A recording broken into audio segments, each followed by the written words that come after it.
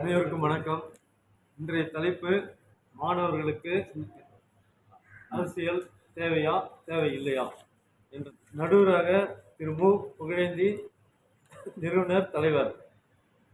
தேவை என்ற தலைப்பில் மூர்த்தி, திரு கல்யாணராமன், திரு சுரேஷ் அவர்கள். தேவை இல்லை திருமதி பரிமளா, சிங்காரவேலன் அவர்கள், கலாராணி. இப்போ நமது தலைவர் ஆரம்பிச்சு வைப்பார். அனைவருக்கும் வணக்கம். இந்திய நிலையில் மாணவர்களுக்கு அரசியல் தேவையா தேவையில்லை என்பது இது சாதாரணமாக தலைப்பு தான். ஆனால் ஆழ்ந்து சிந்திக்க வேண்டிய தலைப்பு. இன்று இங்க இரு தரப்பினர் வந்திருக்கின்றார்கள். அதில் ஒவ்வொரு தரப்பும் தேவை என்பதற்கு தங்களுடைய வலிமையான கருத்தை கூறியிருக்கின்றார்கள்.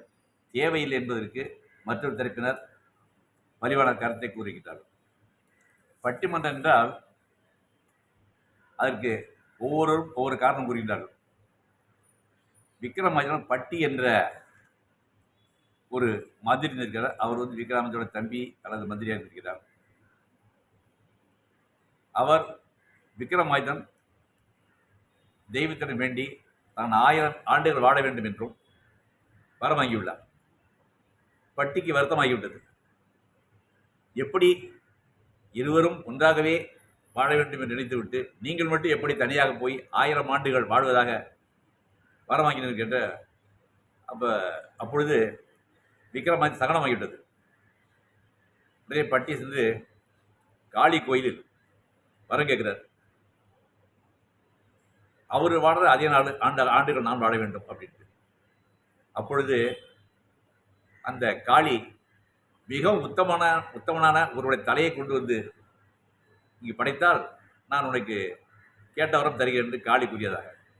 உடனே விக்ரமாதித்தன் விஷயத்தை சொல்லி விக்ரமாதித்தன் தலையை வெட்டி கொண்டு காளி சந்நிதியில் வைக்கிறார்.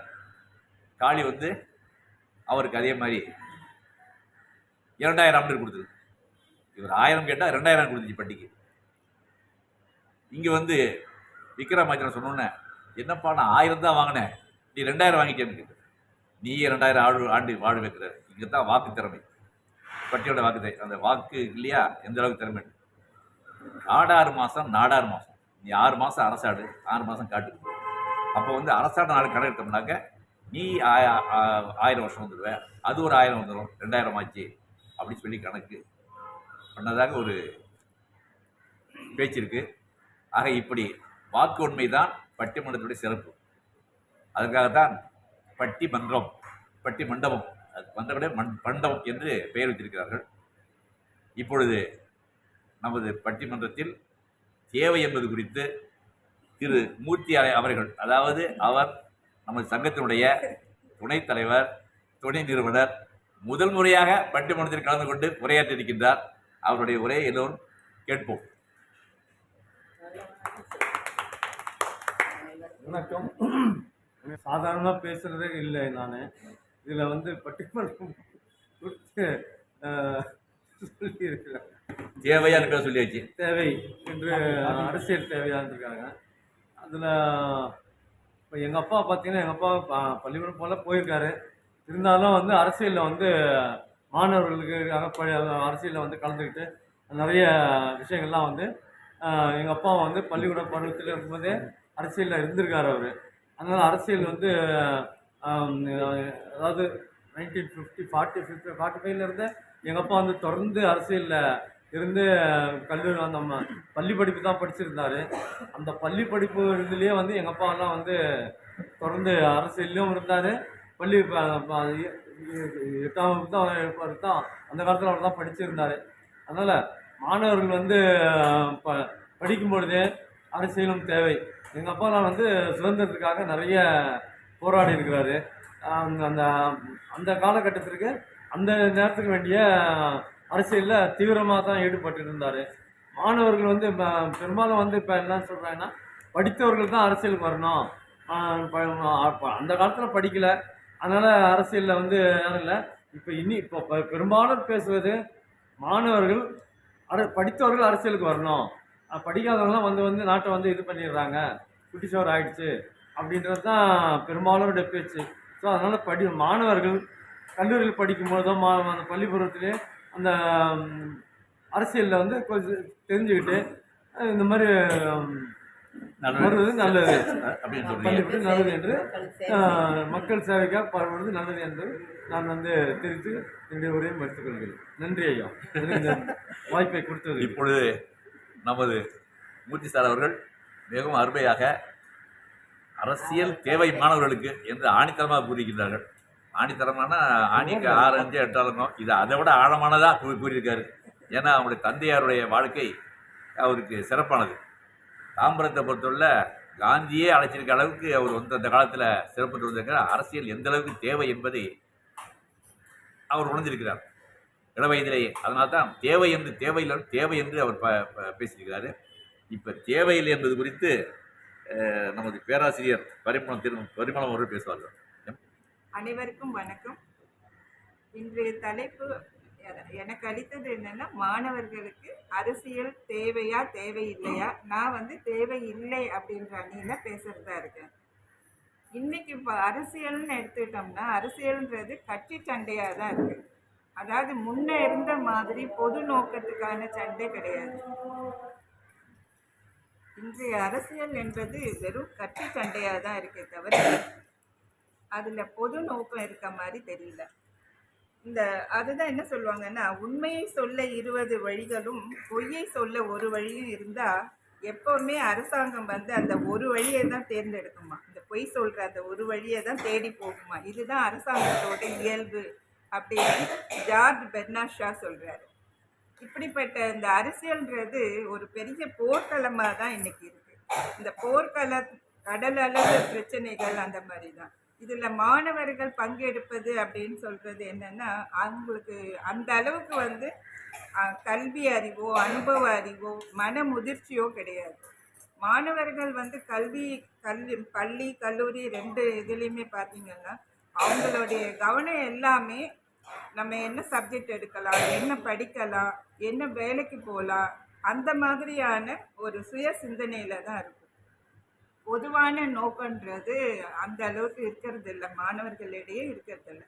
ஏன்னா அவங்களோட பிரச்சனை கல்வியில் நல்லபடியாக கற்று தேறி அதன் மூலமாக ஒரு நல்ல வேலை வாய்ப்பு கிடைச்சி அதுக்கப்புறமா பொருள் ஈட்டி தன்னோட குடும்பத்தை காப்பாற்றணும் அப்படின்ற ஒரு மனநிலையில தான் இருப்பாங்க. அரசியல் அப்படின்றது பார்த்திங்கன்னா அவங்களுக்கு அந்த அளவுக்கு வந்து இது கிடையாது. அதாவது வரலாம், ஆனால் அந்த அளவு மன முதிர்ச்சியோ அனுபவ அறிவோ எதுவுமே கிடையாது. அப்படி மாணவர்கள் அரசியலுக்கு வந்தால் எப்படி வராங்க, வெறும் கூட்டத்துக்கு அதாவது கூட்டம் சேர்க்கறதுக்கோ இல்லை போஸ்டர் ஓட்டுறதுக்கோ இந்த மாதிரி தான் மாணவர்களை பயன்படுத்துகிறாங்க அரசியல்வாதிகள். அவங்க வந்து தொண்டர்களாக தான் கடைசி வரைக்கும் இருக்க முடியுதே தவிர பெரிய தலைவர்களாக வந்த மாதிரி தெரியல. இப்போ அரசியலில் மாணவர்கள் ஈடுபட்டாங்கன்னா தொண்டர்கள் தான். ஆரம்ப காலத்தில் அவங்களுக்கு ஒன்றும் பெரிய பதவியெல்லாம் யாரும் கொடுக்கறது அப்படியெல்லாம் கிடையாது.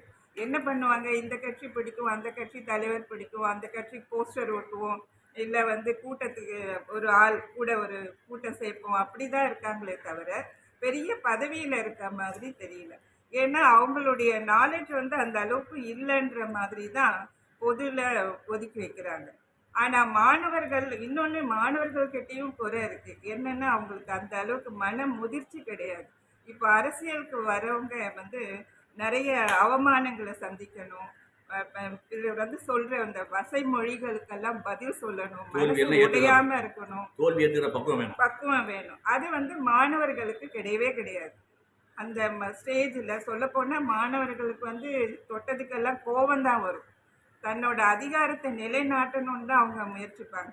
அவ்வளோ ஏங்க ஒரு மாணவர் தலைவரை தேர்ந்தெடுக்கிறதே பாருங்களேன், எலெக்ஷன் இருக்கும் காலேஜில், என்ன பண்ணுவாங்க, அதில் கட்சி தகராறு, கை கலப்பு இல்லாமல் எந்த தேர்தலும் நடந்ததாகவே சரித்திரம் இல்லை. அதுவும் சட்டமன்ற தேர்தலையும் தோற்கடிக்கிற அளவுக்கு ஆடம்பரமாக அவங்க அந்த எலெக்ஷனை நடத்துகிறாங்க. பார்த்திங்கன்னா அந்த நேரத்தில் பெண்கள்லாம் பயந்து கல்லூரிக்கு கூட வரமாட்டாங்க. அந்த கல்லூரி கட்டடத்துக்கு பொருளுக்கெல்லாம் சேதம் விளைவிக்கிறது, இந்த மாதிரி பொறுப்பு இல்லாதவங்க அரசியல் வந்து என்ன செய்வாங்க? மாணவர்கள் அரசியலுக்கு பொறுப்பு அந்த அளவுக்கு இல்லை, அவங்களுக்கு இன்னுமே வரல.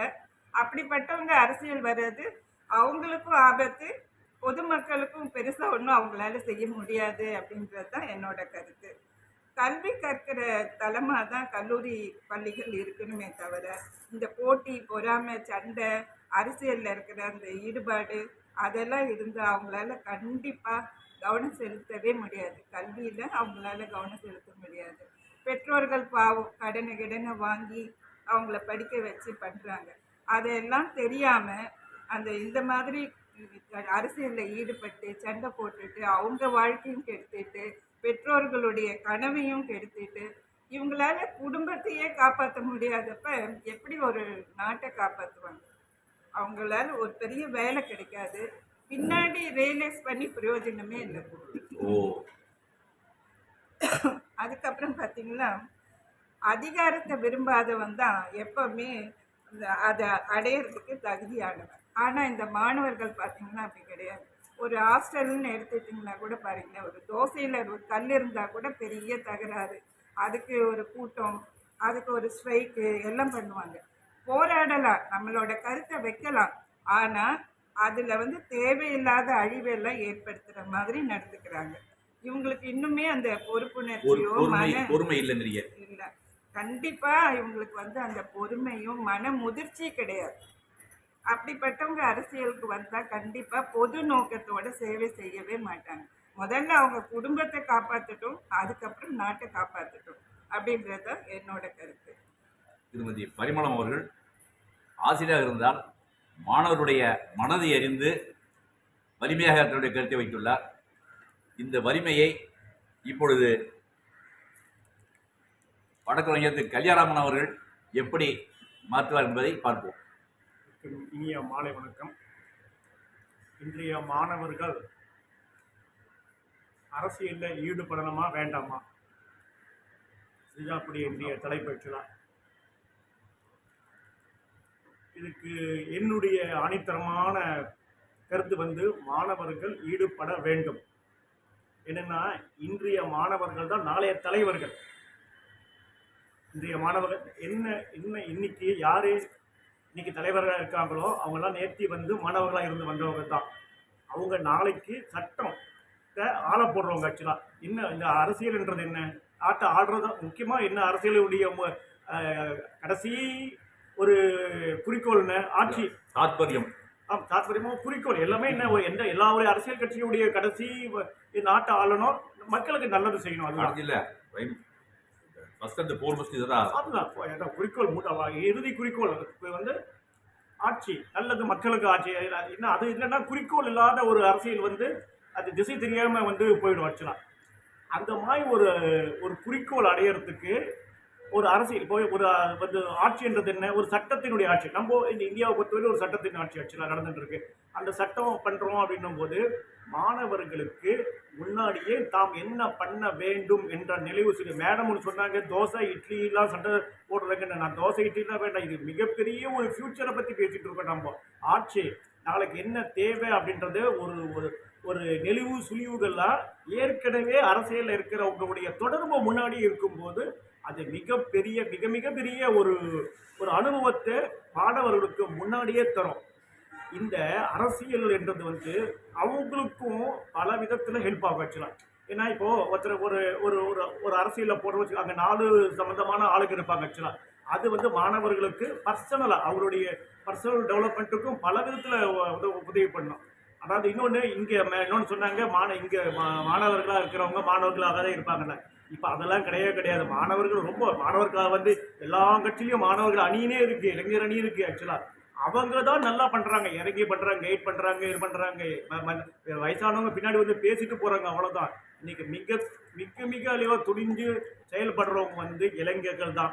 அது மாதிரி இருக்கிறவங்க அவங்களுக்கு மட்டும் இல்லை, அது அவங்களால தான் நாட்டை நாளைக்கு என்ன பிரச்சனைன்னு தெரிஞ்சாதான் நாளைக்கு இது இருக்கு. அவங்க ஏற்கனவே பிளாட்ஃபார்ம், அதாவது கிராண்ட் போர்டில் எல்லாம் கஷ்டப்பட்டு பண்ணாதான் நாளைக்கு ஃபியூச்சரில் அவங்க தலைவராகவோ இல்லை ஆட்சியில் இருக்கும்போது இந்த பிரச்சனை இருக்குது மாணவர்களுக்கு, இந்த பிரச்சனை மக்களுக்கு இருக்குது, இந்த பிரச்சனை இப்படி இருக்குன்னு தெரிஞ்சவன் அரசியலில் வந்தாதான், ஆட்சியில் வந்தாதான் மக்களுக்கு நல்லது செய்ய முடியும். மாணவர்களுக்கு தெரியும். ஆமாம், மாணவர்களுக்கு இருக்கும்போது மாணவர்களாக இருக்கும்போது அவனுக்கு எந்த பொறுப்பும் கிடையாது.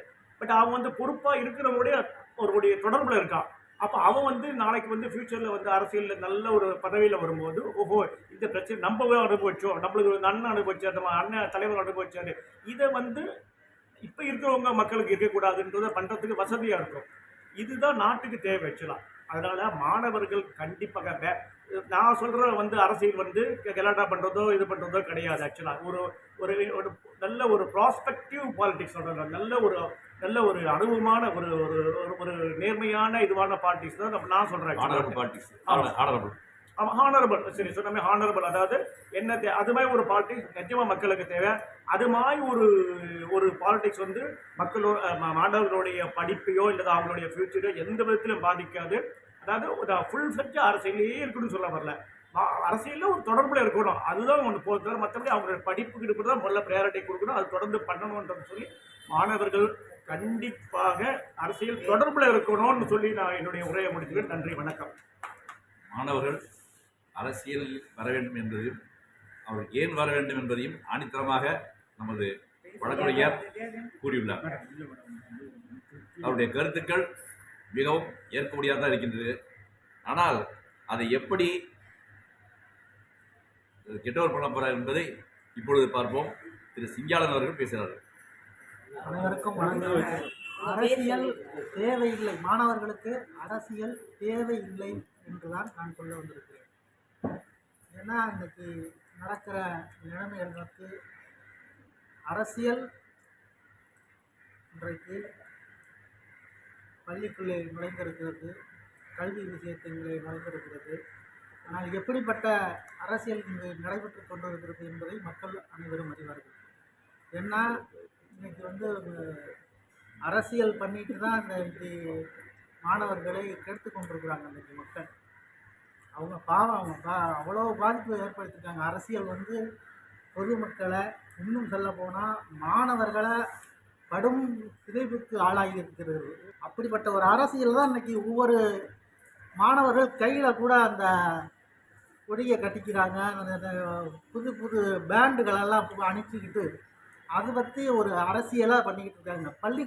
இங்கே ஆமாம், மாணவர்கள் சண்டை போட்டு கொண்டிருக்காங்க. இன்றைக்கி வந்து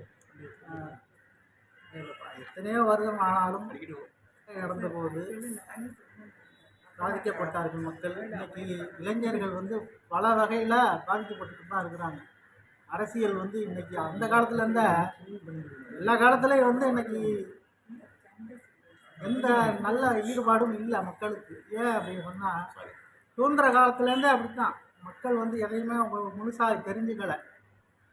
அன்றைக்கி என்ன 3 கோடி பேர் மக்கள் தொகை இருந்தாங்க இந்தியாவில். ஆனால் சுதந்திரத்தில் கலந்துக்கிட்டது எத்தனை பேர் அப்படின்னா வெறும் 1 கோடி பேர் தான் கலந்துக்கிட்டாங்க. 30 கோடி பேர் எங்கே இருக்கிறாங்க? 1 கோடி பேர் இருக்கிறாங்க. இன்றைக்கி எந்த அரசியல் இந்த நாட்டை கெடுத்து இது வாவுசி பாருங்கள், இன்னைக்கு பாரதியாரை பாருங்கள், இன்றைக்கி எந்த நிலைமையில் ஆளானாங்க, இறந்து செத்து போனாங்க. அவங்கள யாரும் கண்டுக்கிட்டாங்களா? அதே மாதிரி இன்றைக்கும் பல வகையில் இன்றைக்கி அதோ இதோன்னு சொல்கிறோமே தவிர எந்த ஒரு நடவடிக்கையும் நாம் எடுக்கலை. அரசாங்கம் வந்து என்ன நடவடிக்கை எடுத்துட்டாங்க? அரசாங்கத்தில் தமிழ் மொழி முன்னேறி இருக்குதா, இல்லை வரலாற்று துறையில் நம்ம சேர்ந்துருக்கிறோமா, அறிவியலில் சாதனை படிச்சிருக்கிறோமா, மருத்துவத்தில் நிரந்தரம் என்ன பண்ணியிருக்கிறோம்? நம்ம எந்த நிலைமையும் நாம் முன்னேற்றி வைக்கலை. அதுக்கு காரணம் அரசியல் தான். அரசியல் கேடுகட்டு கிடப்பதுனால தான் இன்றைக்கி வந்து மாணவர்களால் சேர்ந்து படிக்க முடியல. அதுக்குனால தான் வெளிநாட்டுக்கு தப்பிச்சு ஓடிடுறாங்க. தமிழ்நாட்டு அரசியலை எடுத்து அவங்க ஏழைகளுக்கு உதவி செய்கிறதுக்கு எந்த இளைஞர்களும் முன் வர்றதில்லை. என்ன காரணம்னா அதுக்கு காரணம் அரசியல் தான். அரசியல் காரணத்தினால தான் இன்றைக்கி நாடு சின்னாபின்னமாகிட்டு இருக்கு. முதல் கோணல் முற்றலும் கோணல்ன்ற மாதிரி தான் இன்றைக்கி அரசியல் அப்படி ஆயிருக்கு. மக்களுக்கு மாணவர்களுக்கு இப்போ வந்து புதிய சட்டங்களை உருவாக்கி கொடுக்கணும், சித்த மருத்துவங்களை கொண்டு வரணும், இன்னும் பல புதிய பரிமாணங்களை கொண்டு வந்து தமிழ் மக்களை, இந்திய மக்களை முன்னேற வைக்கணும். இதுக்கெல்லாம் வந்து அரசியல் வந்து இப்போ பத்தாவதாக இல்லை. ஏன்னா எல்லாத்தையும் அரசியல் சம்மந்தப்பட்டு பணம் தான் முக்கிய குறிக்கோளாக இருந்ததுனால இன்றைக்கி வந்து பார்த்திங்கன்னா இன்றைக்கி இப்போ எல்லாத்துலேயும் ஒரு தனித்தனி வகை.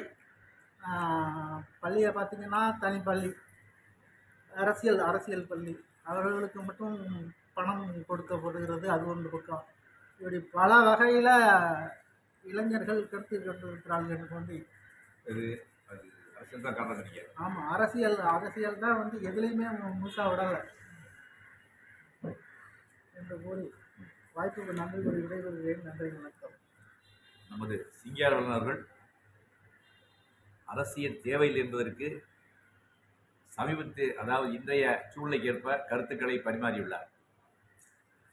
அதை எந்த அளவில் மறுக்கப் போகின்றார் என்பது நாம் பார்க்க வேண்டும். சுரேஷ் அவர்கள் இப்பொழுது அவர் பெரிய பட்டிமன்ற பேச்சாளர், பல்கலை வித்தவர், பாடகர். அவர் இப்பொழுது அரசியல் தேவை என்பதை பற்றி தன்னுடைய கருத்துக்களை வைக்க உள்ளார். அனைவருக்கும் இனிய மாலை வணக்கம். இந்த கூட்டத்திலே மிக அருமையான ஒரு தலைப்பு, இன்றைய சமுதாயத்துக்கு தேவையான தலைப்பை தேர்ந்தெடுத்து கொடுத்த நிறுவனர் அவர்களுக்கு என்னுடைய முதல் நன்றியை தெரிவித்துக் கொள்கிறேன். மாணவர்களுக்கு அரசியல் தேவையில்லை என்பதுதான் இன்றைய தலைப்பு. நான் விவாதத்துக்கு வருவதற்கு முன் இந்த தலைப்பை பற்றிய இந்த தலைப்பை அடுத்த தளத்துக்கு எடுத்து செல்ல விரும்புகிறேன். நீங்கள் எல்லாம் தவறாக புரிந்து கொண்டீர்கள். அரசியல் தேவை என்றால் நேரடியாக அரசியலில் ஈடுபடுவது, அதை யாருமே ஒப்புக்கொள்ள மாட்டார்கள். படிக்கும் காலத்தில் வந்து மாணவர்கள் நேரடியான அரசியலில் ஈடுபட வேண்டும் என்று யாருமே அதை ஒப்புக்கொள்ள மாட்டார்கள். மாணவர்கள் அரசியல் பற்றி தெரிந்து கொள்வது என்பது முதல் கட்டம், அரசியலில் ஈடுபடுவது என்பது இரண்டாவது கட்டம். அரசியலில் ஈடுபடுவது என்பது படிப்பை முடித்த பிறகு தான் ஈடுபடுவார்கள். படிக்கும்போது எந்த மாணவரும் அரசியலில் ஈடுபடுவதில்லை. அதனால் மாணவர்கள் அரசியலை பற்றி தெரிந்து கொள்ள வேண்டியது அவசியமில்லை என்பது இன்னும் பொருத்தமாக இருக்கும். அதனால் நாம் வந்து இப்போ வந்து மாணவர்கள் இப்போ அப்படி செய்கிறாங்க, அரசியல் போய் சண்டை போட்டுக்கிறாங்க, கோர்ட்டில் சிங்காரவேல் சார் சொன்ன மாதிரி கோர்ட்டில் சண்டை போடுறாங்க, அதெல்லாம் நம்ம எடுத்து பேச வேண்டிய. ஆமாம், ஒரு நீதி கேட்க வேண்டிய இடத்துலேயே நீதியரசருக்கே பாதுகாப்பு அதெல்லாம் அந்த அளவுக்கு நம்ம போக தேவையில்லை. ஏன்னா நம்ம அடுத்த தளம் இந்த தலைப்போட அடுத்த தளம் என்னவென்றால் மாணவர்களுக்கு அரசியல் புரிதல், அரசியலை பற்றிய ஒரு ஆர்வம், அது தேவையா இல்லையா படிக்கிற காலத்தில், அதுதான் அதிகபட்சம். அரசியலில் ஈடுபடுவது என்பது அடுத்த கட்டம். கல்லூரியை விட்டு வெளியே வந்த பிறகு தான் அவர்கள் அரசியல் ஈடுபட போகிறாங்க. அது வந்து ஒரு அடித்தளம். கல்லூரியில் வந்து அரசியல் பற்றி தெரிந்து கொள்வது, நாட்டு நடப்புகளை பற்றி புரிந்து கொள்வது என்பது ஒரு அடித்தளம். அந்த கல்வி, அரசியலை பற்றிய அறிவு, ஆர்வம் இது அவசியம் எல்லா மாணவருக்கும் இருக்க வேண்டியது. ஏதோ நம்முடைய காலங்களில் ஒரு கட்டாயம் கிடைக்காது, கட்டாயம். ஏன்னா அரசியல் வந்து சமுதாயம் சம்பந்தப்பட்டது, நாம் சமுதாயத்தில் ஒரு அங்கம். இரண்டாவதாக அரசியல் என்பது எங்குதான் இல்லை, குடும்பத்தில் இல்லையா, ஒரு குழுவில் இல்லையா, எல்லா இடங்களிலும் இருக்குது. அதையே நம்ம தனியாக பிரித்து பார்க்கணும். நீங்கள் வந்து பொது அரசியலை தவிர்த்து வீட்டுக்கு போனால் அங்கேயே அரசியல் இருக்குது, ஒரு உறவினர்கள் இடத்துல போகிறோம் அங்கேயே அரசியல் இருக்குது, ஏதாவது குழுவில் சேர்ந்தீங்கன்னா அங்கேயே அரசியல் இருக்குது. அரசியல் இல்லாத இடமே இல்லை. கருத்துக்களை பற்றி பரிசீலிக்கிறது அரசியல் தெரிவிக்க மாறுபட்ட கருத்துக்கள் வரதான் செய்யும். நீங்கள் சாதாரண பேசுகிற இல்லையா, பாலிடிக்ஸ் பண்ணாத அப்படின்னு பேசுகிறது இல்லையா, எங்கேயுமே நேரடி பாலிடிக்ஸில் ஈடுபட்டால் தான் அதை பேசுகிறீங்களா, மற்ற இடங்களில் பேசுகிறது இல்லையா? ஸோ எல்லா இடங்கள்லையும் அரசியல் இருக்குது. அதனால இந்த சமுதாயத்தில் நம்மளும் ஒரு பங்கு, நம்ம சமுதாயத்தில் அங்கத்தான் நம்ம எல்லாருமே. அதனால் இந்த சமுதாயத்தில் ஏற்படக்கூடிய மாற்றங்களை மாணவர்கள் படிக்கிற காலத்திலிருந்தே கவனித்து வளர்ந்து வந்தால் அவர்களுக்கு நல்லது. ஏன்னா எதுவுமே இல்லை, படித்து முடித்து விட்டு நேரடியாக யூஎஸ், அமெரிக்கா போகிறேன், லண்டன் போகிறேன் தான் படித்து இந்த வளர்த்து விட்ட சமுதாயத்துக்கு என்ன பிரயோஜனம் இருக்குது, என்ன பயன் இருக்கிறது? எல்லாருமே அரசியலுக்கு பயந்து அரசியலோட சாக்கடை, அது நாங்கள் தவிர மாட்டோம், எங்கள் வேலையை பார்த்துக்கொள்கிறோம், எங்களுடைய நலன்களை பார்த்துக்கொள்கிறோம், மேல்நாடுக்கு சென்று சம்பாதிக்கிறோம், குடும்பத்தை பார்த்துக்கிட்டால் நம்முடைய அடிப்படை சமுதாய கடமை என்ன? எல்லாருமே அப்படி சென்று விட்டால் சமுதாயத்தை யார் காப்பாற்றுவது? இன்றைய பொதுவான குற்றச்சாட்டு என்னவென்றால் சமுதாயத்தில் அரசியல் ஒரு சாக்கடை. அரசியல் வந்து அறிஞர் பெர்னாட்டா சொன்ன மாதிரி politics the last resort of ஒரு வார்த்தை சொல்லியிருக்கேன். அதை சொல்ல வேண்டாம், அது ஐயா சொன்னார்னா கரெக்டாக அப்படின்னு சொன்னார். அது வந்து அது அந்த காலகட்டம் பொன்மொழிகள் எல்லாமே காலகட்டத்துக்கு அந்த மாதிரி மாறும். இப்போ அந்த பொன்மொழி வந்து இன்னைக்கு அது நடைமுறைக்கு வருமா அப்படிங்கிறது சந்தேகம் தான். ஏன்னா படித்தவர்களும் இன்றைக்கி அரசியலுக்கு வராங்க, மாற்றங்கள் நடக்குது. அஸ்ஸாமில் பார்த்தீங்கன்னா படித்த கல்லூரி மாணவர் தான் முதல்வராக வந்தார். இது வரலாறு, நடந்த வரலாறு. ஏன்னா அரசியல் ஆர்வம், ஏன் இவர்கள் படிக்காதவர்கள் வந்து இப்படி செய்யும்போது படித்த நானே இப்படி செய்ய முடியாது என்னால? அப்படிங்கிற ஒரு ஆர்வம். அந்த ஆர்வம் ஏன் வேண்டாம்னு நம்ம சொல்லணும்? அவர் பேர் என்ன? மகன்தான். ரொம்ப நாளைக்கு முதல்ல எப்பொருள் மெய்ப்பொருள் காண்பது அறிவு. எப்பொருள் யாராவாய் கேட்பினும் அப்பொருள் மெய்ப்பொருள் காண்பது அறிவு. இது மாணவர்களுக்கு மட்டுமல்ல, எங்கள் சமயத்தில் எல்லாருக்கும், இங்குள்ள எல்லாருக்குமே எதிரணியக்கூடிய கருத்துக்களை சிந்தித்து பார்க்கிறது. அது பொருந்தும். அதனால் நான் சொல்ல விரும்புவது என்னென்றால், மாணவர்களுக்கு அரசியலை பற்றிய அறிவு, அடிப்படை அறிவு, ஆர்வம் கண்டிப்பாக இருக்க வேண்டும். அரசியல் ஆர்வம், மாணவருக்கு அரசியல் கூடாது என்பது வந்து தவறு. மாணவர்களுக்கு அவசியம் அரசியல் வேண்டும். மாணவர்களால் புதிய சமுதாயத்தை உருவாக்க முடியும். அவர்களால் வருங்கால தூண்கள், அந்த வருங்கால தூண்கள் வலுவாக இருக்க வேண்டும் என்றால் நன்றாக படித்து வெளியே வந்து நேரடி அரசியலில் ஈடுபட்டு மாற்றங்களை கொண்டு வர வேண்டும். இன்றைக்கு மறுக்க முடியாத உண்மை என்றால் நிறைய படிக்காதவர்கள் அரசியல் இருக்கிறார்கள். அதனால தான் சில விரும்பத்தகாத சம்பவங்கள் நடக்கின்றது. ஏன் படித்தவர்கள் வந்தால் இது குறையும். இந்த மாதிரி விரும்பத்தகாத சம்பவங்கள் குறையும். நாகரீகமான நடைமுறை தொடரும். இதெல்லாம் ஏன் நம்ம எதிர்பார்க்கக்கூடாது? ஏன் மாணவர்கள் அரசியல் தெரிஞ்சுக்க வேணாம் அப்படின்னு சொல்லணும். அதனால் மாணவர்களுக்கு அரசியல் பற்றிய ஆர்வம், புரிதல் அவசியம் தேவை என்று முடித்துக்கொண்டு நன்றியை தெரிவித்துக் கொள்கிறேன். வணக்கம். சுரேஷ் அவர்கள் அரசியல் தேவை என்பதற்கு பல காரணங்களை கூறியுள்ளார். பெர்னாஷ் அவர்கள் வந்து பல செய்திகளை கூறியுள்ளார். இதை இப்பொழுது நமது திருமதி கலாராணி அவர்கள் எப்படி மதிக்கிறார் என்று பார்ப்போம். அனைவருக்கும் எனது மாலை வணக்கம், இனிய மாலை வணக்கம். மாணவர்களுக்கு அரசியல் தேவையில்லை அப்படின்றத பற்றி நான் பேச வந்திருக்கிறேன். அரசியல் மாணவர்களுக்கு தேவையில்லை அப்படின்னு நான் எதுக்கு சொல்ல வரேன்னா, முதல்ல பேஸ்மெண்ட் வந்து வீக்காக இருந்துச்சுன்னா பில்டிங் ஸ்ட்ராங்காக இருக்காது. அந்த பேஸ்மெண்ட்டுன்றது வந்து பசங்களுக்கு படிப்பு தான். அந்த படிப்பில் வந்து அவங்க ஃபுல்லாக கவனம் கொடுத்தாங்கன்னா தான் ஒரு +2க்கு அப்புறமா ஒரு காலேஜுக்கு அப்புறமா ஒரு 2 டிகிரி வாங்கும்போது தான் அவங்க ஸ்ட்ராங்காக இருக்க முடியும். அவங்க அரசியலில் வந்தாங்கனாக்கா அதில் வந்து அவங்க ஷைன் பண்ண முடியும். இப்போ வெளிநாட்டிலலாம் பார்த்தோம்னா மாணவர்கள் வந்து படிக்கும் போதே அவங்க வந்து சிறிய ஹோட்டல்லையோ இதுலேயோ அவங்க வந்து வேலை செஞ்சு அவங்க படிப்புக்கு தேவையான பணத்தை சம்பாதிக்கிறாங்களே தவிர யாரும் அரசியலுக்கு போகிறதில்ல. அதனால் அவங்களுக்கு சம்பாதிச்சுக்கிட்டு படிக்கிறாங்க. அதனால அவங்களுக்கு வந்து அரசியல் அறிவு இல்லைன்னு சொல்ல முடியாது. அவங்க அரசியலில் ஜொலிக்காமலும் இல்லை.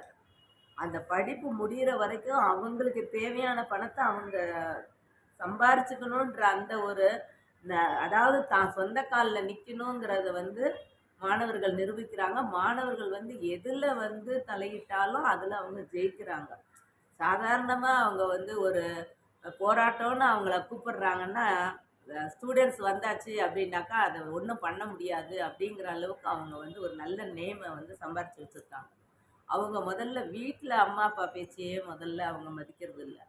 அதை வந்து அவங்க கேட்கணும். தாய் தகப்பனுக்கு அவங்களால ஒரு ரொம்ப தேவையில்லாத செலவுகளை அவங்க கொடுக்கக்கூடாது. அவங்களுக்கு தேவைகளுக்கானது அவங்களே சம்பாதிக்கணுங்கிறத அவங்க தெரிஞ்சுக்கணும். அந்த மாதிரி இருக்கும்போது அவங்க நல்லா படித்து நல்லா வந்தாங்கன்னா அரசியலில் கண்டிப்பாக ஷைன் பண்ணுவாங்க. ஒரு நல்ல பெரிய பதவியில் வந்தால் மக்களுக்கு நல்லா சேவை செய்வாங்க. முதல்ல அவங்களே சரியில்லைங்கிறப்போ அவங்க யாருக்கும் எந்த உதவியும் செய்ய முடியாது. கல்யாணராமன் சார் சொன்னார், பசங்களுக்கு வந்து ரொம்ப அரசியல் தேவைன்னாரு. அதை நானும் ஆமோதிக்கிறேன். ஆனால் அரசியலை தெரிஞ்சுக்கிறதுக்கு முன்னால் அவங்க இப்போ வந்து முந்தி மாதிரி நாங்கள் படித்த காலத்தில் இருந்த மாதிரி இல்லை படிப்பு. இப்போ வந்து சின்ன 4ஆம் கிளாஸ் 3ஆம் கிளாஸ் படிக்கிற பசங்கள்லாம் கூட ப்ராஜெக்ட் இருக்குது அப்படிங்கிறாங்க. அது மாதிரி அதெல்லாம் இருக்கும்போது அதில் கவனத்தை முழுசாக செலுத்தாமல் அவங்க வந்து இந்த மாதிரி கவனங்களை செதற விட்டாங்கன்னா இதில் ஷைன் பண்ண முடியாது. எவன் ஒருத்தன் இதில் நல்லா ஷைன் பண்ணுறானோ அவன் தான் நாளைக்கு நல்ல பெரிய பதவியில் வந்து இருக்க முடியும். இதில் பாதி அதில் பாதின்னு இருந்தாக்கா அவங்க ஷைன் பண்ணுறது சரியாக இருக்காது. இது என்னுடைய தாழ்மையான கருத்து. இதுவரை மிகவும் அருமையாக அவரவர்கள் தரப்பு கருத்தினை வலிமையாக எடுத்துரைத்துள்ளார்கள். இது அதாவது பட்டிமன்றத்திலேயே குட்டை போன்றவர்கள் பேச வேண்டிய பேச்சு.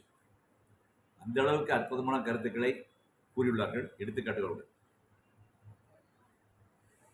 இந்த மாணவர்களுக்கு அரசியல் தேவை அப்படி என்பது நமது சுரேஷ் தரப்பினர் கூறினார்கள். தேவை அப்படிங்கிறது தேவையில்லைங்கிறது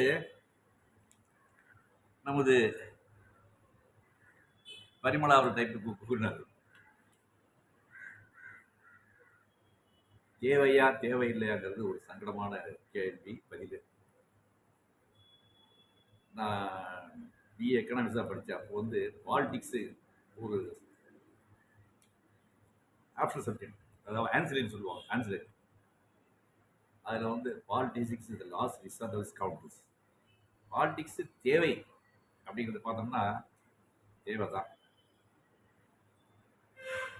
காலகட்ட தேவை. எந்த காலகட்டம் போகும்?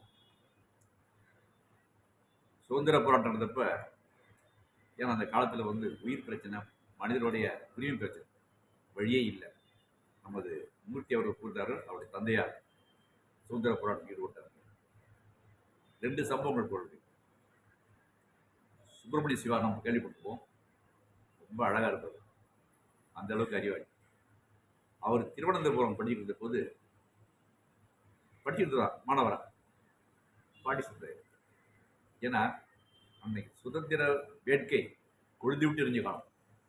பாரதியார், வஉசி, இவர் சுப்பிரமணிய சிவா, இவங்கெல்லாம் ஒரு நண்பர்கள். எந்த வகை நண்பர்களுக்கு காமன விஷயம்னா சுதந்திர போராட்டத்துக்கு சுதந்திர கவர்மெண்ட்டுக்காக அந்த வகையில் அவர் நண்பர்கள். சுப்பிரமணிய சிவா தன்னுடைய வாழ்க்கையை அதுக்காக அர்ப்பணித்தவர். இவர் வந்து ஸ்கவுட்டும் சொல்ல முடியாது, அது தேவை அந்த காலத்தில் அது தேவை. ஏன்னா நாடு பூரா 200 ஆண்டுகள் அந்நியர் ஆதிக்கத்தில் இருந்த நேரத்தை விடுதலையாக முடிச்சிருக்காங்க. காந்தியோட தலைமையில் போயிட்டு இருக்காங்க. அதே போல் பகத்சிங் அவர் படிச்சுட்டார், டிபிஏ கல்லூரி இருந்த கல்லூரி பள்ளியோ படிச்சுட்டார். அவர் லாலா லஜபதி ராய் போன்றோடைய பேச்சை கேட்டு அந்த டைமில் இந்த ஜாலியன் வாலாபாக் இன்சிடென்ட் நடக்குது. அவருக்கு ரொம்ப இதாயிடுச்சு. அவர் கலந்துக்கிறார். கலந்து என்ன பாரு, இள வயசுலேயே தன்னுடைய உயிர் மன்னிப்பு கேட்க முடியாது அப்படின்னு கடைசி வரைக்கும் இருக்கு. சுப்பிரமணிய சிவா சிறையன்று சிறையில் வந்து அவருக்கு சில கொடுமைகள் செஞ்சு நோயோடு வெளியே வந்தவர். இவங்கெல்லாம் தன்னுடைய வாழ்க்கையை பார்க்கவில்லை, தன்னுடைய வசதியை பார்க்கவில்லை. நாடு சுதந்திரம் அடைந்தால் போதும், அந்நியர் ஆயத்திலிருந்து விடுபட வேண்டும் என்றார்கள். அது காலகட்டம் அவசியம் தேவை. ஆனால் இன்றைய காலகட்டத்தில் மாணவர்களுக்கு தேவை என்பது காம்படிட்டிவ் எக்ஸாமினேஷன். உதாரணம் வச்சுக்கோங்க, மெடிக்கல் வேணும்னாக்க நீட் தேர்வில் பாஸ் பண்ணால் தான் அவங்க முடியும். அப்படி இருக்கும் பொழுது இவங்க போய் அரசியல் பேசிக்கிட்டு இருந்தாங்கன்னா இவங்களுடைய மைண்டு டைவர்ஷன் ஆகிடும். சொன்ன மாதிரி இப்போ அந்த காலத்து மாதிரி கிடையாது. இப்போ வங்கிகள்லேயும் அங்கேயும் கடனை வாங்கி பெற்றோர் படிக்க வைக்கிறாங்க.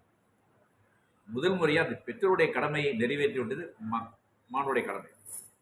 அப்போ மாணவர் என்ன செய்யணும்? நல்ல முறையில் படிக்கணும். அதுதான் முடியாது. அதாவது ஃபஸ்ட் அண்ட் ஃபோர்மோஸ்ட் எய்ம் அதுதான். நல்ல முறையில் படித்து நல்ல முறையில் வேலைக்கு வந்து, அதாவது சிறந்த ஒரு குடிமகனாக ஆகிறதுக்குண்டான தளத்தை மாணவராக போடுவோம். அங்கே வந்து அரசியலை வந்து அவர் வந்து தேவையில்லை. அவருக்கு தெரிஞ்சுக்கிறத பார்க்குறமே, எங்கே பார்த்தாலும் அரசியல் செய்திகளாக இருக்குது, பார்க்காம இருக்க மாட்டாங்க.